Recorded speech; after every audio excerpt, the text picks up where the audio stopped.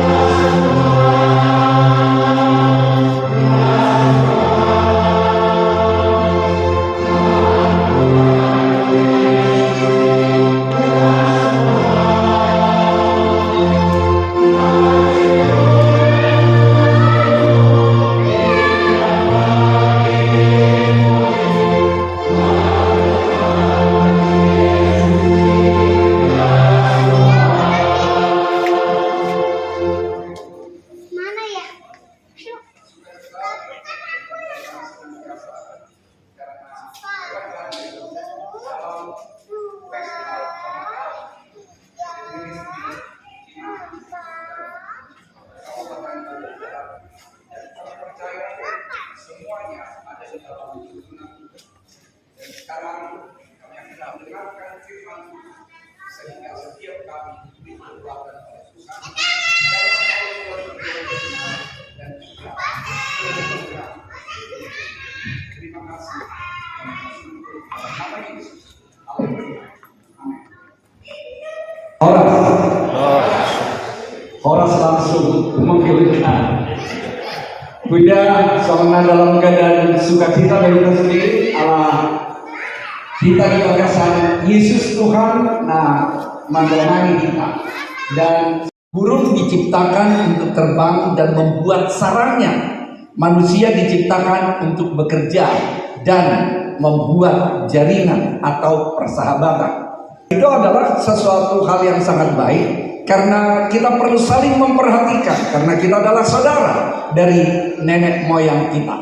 Maka kita mengerti bahwa perkumpulan memang pasti ada karena kumpulan pasti lebih dari satu orang. Ya, kita udah kumpul di sini banyak dan makin siang nanti pasti akan makin banyak juga. Dan harus mempunyai kemampuan saling melengkapi. Tidak ada manusia yang sempurna. Orang punya kekuatan, orang punya kelemahan, makanya perlu sinergi, synchronize energy, dan juga memiliki visi yang sama.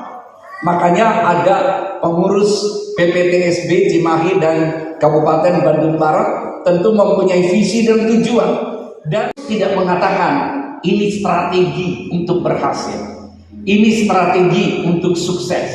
Yang dia katakan sehatilah. Itulah yang menjadi dasarnya. Jadi kalau kita juga punya tujuan, punya goal di dalam PPTSB, berarti syarat utamanya adalah kesehatan. Firman Tuhan saya bacakan, dan akhirnya hendaklah kamu semua seia sekata seperasaan mengasihi saudara-saudara, penyayang dan rendah hati. Sehati dan penyayang juga rendah hati. 490. Kalau satu hari kita bangun 10 jam, berarti 600 menit. Dalam 600 menit ini 490 kali kita siap mengampuni orang.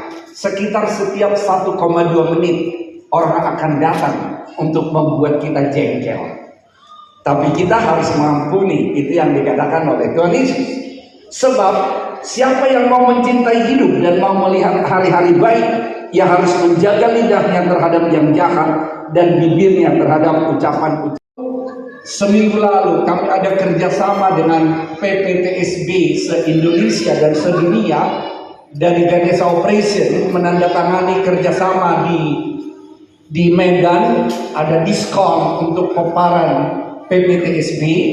Lalu pada saat memberikan arahan di sana Dewan Pembina dikatakan bahwa dari si Raja Batak sebetulnya yang paling sulung adalah Sinaga. Wow, luar biasa. Saya kagum dengan Sinaga. Boleh kita tepuk tangan. Tuhan kita dahsyat. Jadi yang paling sulung adalah Sinaga. Kalau yang paling sulung Sinaga, berarti kita harus jadi contoh untuk marga-marga yang lain. Dengan demikian kita harus sehati dan kemudian kita harus membangun. Dan kalau saya pribadi, kalau mau membangun melalui pendidikan, saya ingat Nelson Mandela mengatakan, if you want to change the world, education is the most powerful weapon which you can use. Mau ubah dunia? Mau ubah Indonesia? Mau ubah orang Batak? Mau ubah PPTSB untuk menjadi lebih baik? Pendidikan adalah kunci untuk membuat kita semakin maju. Di dalam perselisihan, bukan di dalam pertentangan. Semua kita tahu beda pendapat terjadi, tapi beda pendapat jangan menjadi sakit hati sehingga kita bilang aku nggak mau ketemu dengan dia. Sakitnya di sini. Kamu waktukah dan yang lainkah? Bukan soal besarnya. Karena kalau kita bicara kasih, maka nggak ada gunanya kita kasih besar tanpa kasih. Tapi mungkin kita kasih kecil, kasih besar, maka itu akan bermanfaat bagi orang. Ya oleh kemurahan Tuhan ada mobil. Kalau saya di jalanan ada angkot yang langsung menyalip, saya salip lagi. Saya halangi depannya, saya turun dari mobil saya tarik pintu sopirnya. Saya mau bilang, kamu mau berhadapan dengan saya? Berantem. Itu bukan teladan. Itu adalah hal yang salah. Jadi kadang-kadang kita terpengaruh dengan bawaan. Saya dari Siantar.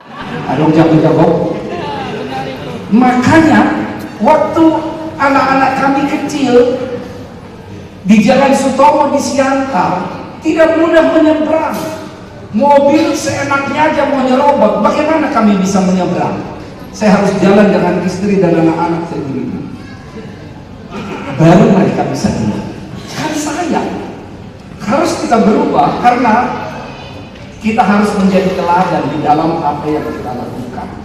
Dimulai dari mana? Tentu keluarga, gereja, komunitas, kantor, pekerjaan, dan akhirnya kepada semua orang. Bunda Teresa bisa jadi contoh. Dia mati untuk dirinya sendiri karena dia mau memperhatikan yang lain yang sakit, kusta dan segala macam. Dan dia juga mendapat penghargaan internasional dari PBB. Yang ketiga, bagian terakhir, solidaritas dalam kasih. Yohanes 17 ayat 21. Supaya mereka semua menjadi satu, sama seperti Engkau ya Bapa di dalam aku dan aku di dalam Engkau, agar mereka juga dalam kita, supaya dunia percaya bahwa Engkaulah yang mengutus aku. Kalau kita katakan aku mau dunia percaya bahwa Tuhan mengutus kita, juga berarti harus ada unity. Mengutamakan orang lain sekalipun diri sendiri harus berkorban. Nafsu adalah lebih mengutamakan diri sendiri sekalipun orang lain menjadi korban. Jadi kalau nafsu, dia bisa bersuka cita di atas penderitaan orang lain. Tapi kalau kasih, kita rela berkorban. Ada kalanya sebetulnya kita nggak mudah untuk membantu, tetapi kita kasih perhatian. Bahkan kadang-kadang kita harus berkorban. Kalau kita lihat, ini adalah suatu kisah yang luar biasa. Di Inggris ada satu tempat, kalau orang lewat ke sana, itu pasir bisa orang kejebak dan tenggelam dan akan mati. Jadi kalau kejebak di situ nggak ada yang menolong, mati. Dan bisa jadi yang menolong ikut terjebak dan mati. Suatu ketika ada seorang yang terjebak di sana, dan begitu dia terjebak udah mulai tenggelam, ditelan oleh pasir tersebut. Tolong, dia bilang. Ada seorang ayah datang dengan risiko dia pun bisa tenggelam di telan pasir, tapi dia tolong, dia usahakan. Kemudian dia berhasil menyelamatkan orang itu dari tenggelam di dalam pasir tadi. Lalu dia pulang, kemudian orang tua dari yang tenggelam itu ternyata orang kaya. Kemudian dia datang ke si bapak ini, saya mau kasih uang sama kamu. Kamu sudah membantu. Dan bapak ini bilang, terima kasih. Saya membantu dia bukan karena saya mau cari uang terima kasih, tapi saya mau mengasihi. Lalu si orang itu bilang, ayahnya, bolehkah saya tahu alamatnya? Nah, jadi mungkin dia akan langsung kerja. Meskipun dia sebetulnya secara prestasi sekolah bagus, pengen sih dia kuliah, tapi nggak apa-apa lah, dia juga siap nggak kuliah. Nah, si bapak dari yang tenggelam tadi tapi selamat bilang, izinkan saya membiayai anakmu kuliah. Oh, kalau gitu boleh. Jadi dia siapa anaknya tersebut? Itu adalah Dr. Alexander Fleming. Dia adalah penemu penicillin. Siapa orang yang tenggelam itu yang diselamatkan oleh ayah dari Alexander Fleming? Dia adalah Winston Churchill yang di Inggris. Dan suatu ketika Winston Churchill ada di dalam pertempuran melawan musuhnya. Dia terluka dan panas, tidak ada obat. Kemudian ternyata penemuan dari Dr. Alexander Fleming, penicillin. Bapak Ibu dokter di sini, mungkin saya informasi juga bahwa Alexander Fleming ini menemukan penicillin. Ternyata itulah yang mengobati Winston Churchill, sehingga Winston Churchill pun akhirnya selamat lagi. Itulah kasih menjauh orang. Suatu ketika pada saat saya sekolah ke Bandung ke awal, saya ketemu dengan orang yang sering makan di rumah Bapak, di rumah kami dulu. Dia katakan, saya akan ikut bantu kamu. Dan pada saat itu, setelah 2-3 tahun, yang lain beli motor, yang mana ada motor, sepeda motor, mana ada uang saya beli sepeda motor. Dia katakan, saya bantu saya. Padahal itu tidak direncanakan. Itulah kalau kasih kita impartasikan. Christ love creates unity. Kasih Tuhanlah yang menciptakan unity, kesatuan. In the midst of diversity. Di tengah-tengah perbedaan kita. Karena memang tidak ada manusia yang sama. Makanya kita lihat saling tolong-menolong dan saling mengasihi dalam kesatuan.